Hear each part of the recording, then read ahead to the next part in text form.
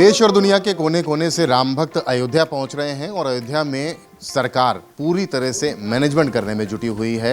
उत्तर प्रदेश सरकार ने किस तरह से मैनेजमेंट किया है, जो राम भक्त वहां पहुंच रहे हैं उनके दर्शन को लेकर उत्तर प्रदेश सरकार के पर्यटन मंत्री जयवीर सिंह जी हमारे साथ हैं, उनसे बात करते हैं। सर, किस तरह से राम भक्तों को आसानी से दर्शन प्राप्त हो, कोई व्यवधान न उत्पन्न हो, आप लोग व्यवस्था कर रहे हैं? पहले तो देश और दुनिया के सनातन संस्कृति के लोगों को बहुत बहुत बधाइयाँ और शुभकामनाएं और उनको आभार कि जिस तरीके से उनका उत्साह जोश भगवान राम जी की अपनी जन्मभूमि पर दर्शन के लिए मिल रहा है, वो निश्चित रूप से स्वागत योग्य है।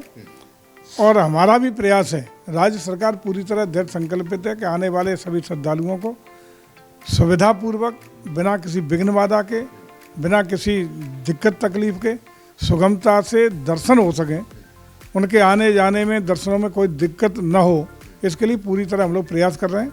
हालांकि ये सही है कि 22 तारीख के प्राण प्रतिष्ठा के कार्यक्रम के अगले दिन जो व्यापक भीड़ हुई, जिसमें 5.5 लाख लोगों ने दर्शन किए, उस दिन कुछ ऐसी स्थितियां अव्यवस्था की बनी, लेकिन उसका माननीय मुख्यमंत्री स्वयं गए, हमारे शासन के कई अधिकारी वहाँ गए, सभी को उन स्थितियों पर चाक चौबंद व्यवस्थाओं के निर्देश दिए गए। उसी के कारण व्यवस्थाओं पर रिव्यू किया गया और रिव्यू के बाद आज व्यवस्था चाक चौबंद होती हुई नज़र आ रही हैं। चाहे बसों को, बाहर से आने वाली बसों को कुछ समय के लिए रोकने की बात हो, रूट पर आवागमन के लिए दोनों और अलग अलग रूटों की बात हो, लोगों के ठहरने की, भोजन की, उनकी व्यवस्थाओं की बात हो, अब व्यवस्था चाक चौबंद हो गई हैं।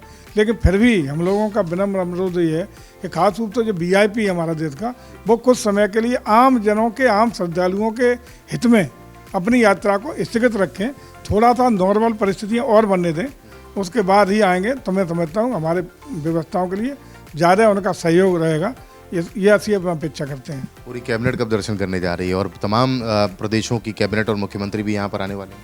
देखिए, प्राय ज़्यादातर राज्यों के कैबिनेट और वहाँ के माननीय मुख्यमंत्री अपने साथ लेकर आने का मन है सबका। 1 तारीख को उत्तर प्रदेश की पूरी कैबिनेट दर्शनार्थ जा रही है, 2 तारीख को उत्तराखंड के माननीय मुख्यमंत्री अपनी कैबिनेट के साथ आ रहे हैं। आगे भी मुझे लगता है कि हो सकता है कि जो जिस तरह का आह्वान माननीय मुख्यमंत्री ने कल किया है, उससे फरवरी के महीने में मिनिमम लोग आएँ, खास रूप से वीवीआईपी और वीआईपी, ऐसा प्रबंधन शायद रहेगा। क्योंकि कल आदरणीय प्रधानमंत्री के इस तरह के सुझाव और अनुरोध के बाद हम समझते हैं कि कुछ रिव्यू करना चाहिए सभी राज्यों को, कि थोड़ी सी स्थिति सामान्य होने पर ही वो अयोध्या जी की, भगवान श्री राम जी के दर्शन की यात्रा का अपना मन बनाएं। इंडिया गठबंधन की बात कर लें तो बंगाल से और पंजाब से जो बातें निकल करके आ रही हैं, किस तरह से देखते हैं, क्या परिस्थितियां बनने जा रही हैं? कोई परिस्थिति नहीं है। ये लोग, इनका न तो कोई नीति है, न रीति है, न कार्यक्रम है, सब अलग अलग बेमेल समझौते हुए हैं और जो लंबे समय तक ऐसे समझौते चलते नहीं हैं। ऐसे समझौते निश्चित रूप से जहाँ मन से, दिल से, कार्यक्रमों से, नीतियों से, रीतियों से एकता है ही नहीं, वो लंबे नहीं टिकेंगे। अगर टिकेंगे भी तो इस समय ज़्यादातर ये होगा कि एक दूसरे पर दबाव बनाने के लिए, एक दूसरे से सीटें हथियाने के लिए ये सब चल रहा है। और अंतोगत्वा इनका मोटिव एक है कि सब लोग जो ईडी में फंसे हैं, जो भ्रष्टाचार में फंसे हैं, उससे बचो और मोदी जी को रोको। उस पर सफल होंगे नहीं। देश की जनता का पूरा आशीर्वाद आदरणीय मोदी के साथ है। तीसरी बार प्रचंड बहुमत के साथ हम लोग सत्ता में आदरणीय मोदी को बिठाने जा रहे हैं। देश की जनता प्रचंड बहुमत देने का मन बना चुकी है और उसके लिए पूरा परिदृश्य बन चुका है।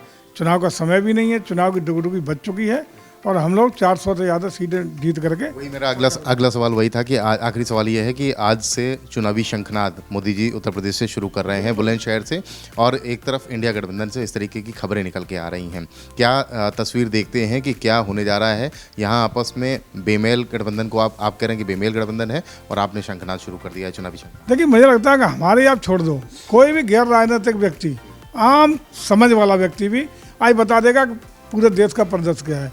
कोई मुकाबला नहीं, एक तरफा चुनाव है। प्रचंड बहुमत के साथ 400 से ज़्यादा सीट जीत करके हम लोग आएंगे।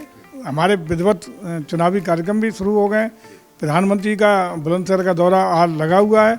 हम हमेशा, वैसे तो चुनाव के लिए बीजेपी हमेशा तैयार ही रहती है, 365 दिन 5 साल हमेशा हर चुनाव के लिए तैयारी में रहती है। लेकिन लोकसभा के चुनाव के लिए हम पूरी तरह तैयार हो गए, अपने को तैयार कर लिया है और निश्चित रूप से आज देश की जनता ने मन बना लिया कि मोदी जी 488 सीट जीत करके तीसरी बार देश के प्रधानमंत्री बनने जा रहे हैं।